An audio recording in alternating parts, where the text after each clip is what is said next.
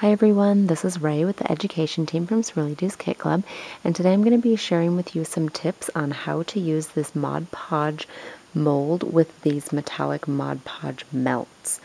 I'm actually going to be doing a project also, but I'll show that to you next week. Right now I just want to give you some tips on how to get the best looking molds that you can get out of this one in particular. So to get started, I'll just show you what happens when you just decide to put them in the hot glue gun and stick it into the mold and don't do anything else. Okay? Yuck.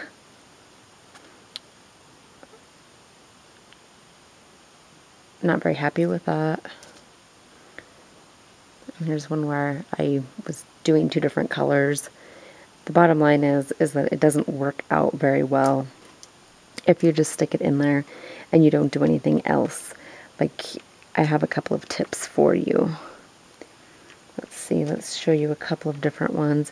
I want to put as much stuff in there as possible, but here's what happens if you just kind of leave it alone.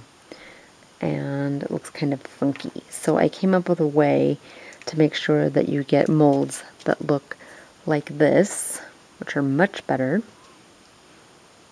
and have a flat back to them. And I'll show you how simple it is.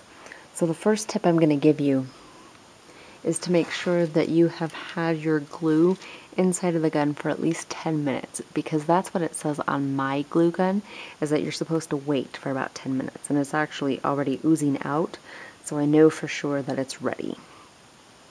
So I think I will start with a gear, and I'll do this one first. And what I do is I just pump it out as quickly as I can.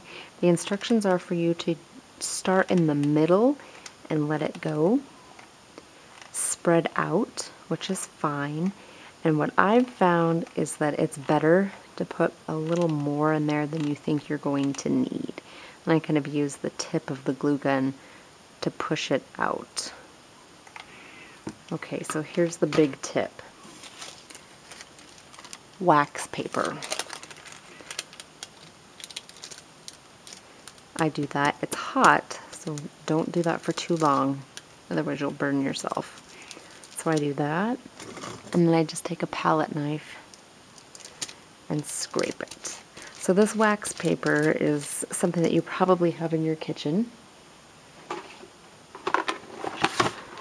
This is what mine looks like. It's from the Reynolds company, the same company that makes foil, so it's no big deal. So I just smooth that out.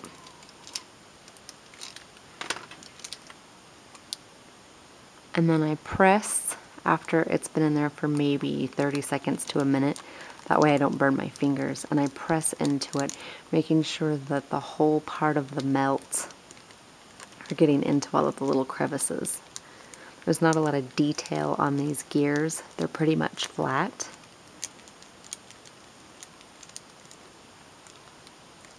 And then I let that sit. Okay, this has been sitting in there for a few minutes. I'm going to go ahead and pull it out. I'm just going to bend the mold a little bit. See if I can pry it out. And there I go. Now with the wax paper, it's probably going to stick, and that's okay.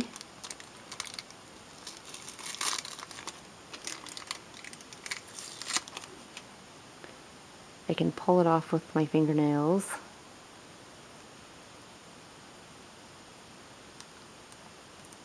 Scratch it off, and if that doesn't work, I can always take my craft knife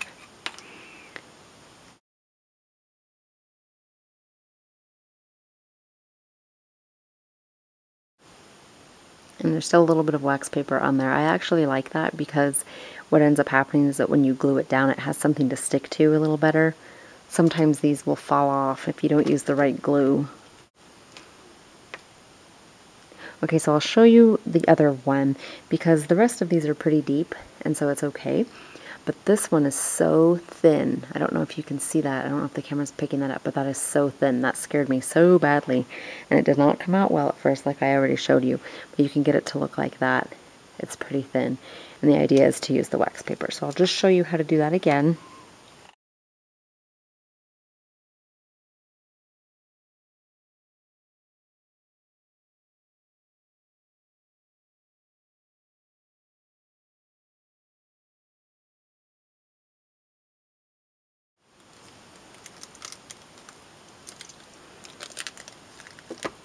Okay, so you can see that I've got a lot of excess on there, and that's okay. Now I wanted to make sure I got extra on this part right here, because the last time, even though I think this looks pretty good, you can see right there that the little gear parts right there aren't really that pronounced, but now they are. So all I have to do is take some scissors and cut around it. I'm just going to leave the wax paper on there for now.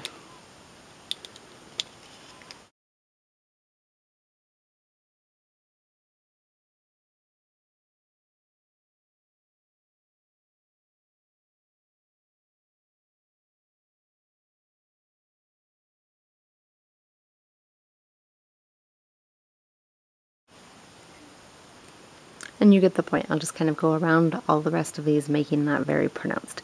Really like how this one came out. The last thing I'll tell you is that the keyholes and the keys pretty much have the same issue going on with them. Here's one that I made, and let's see.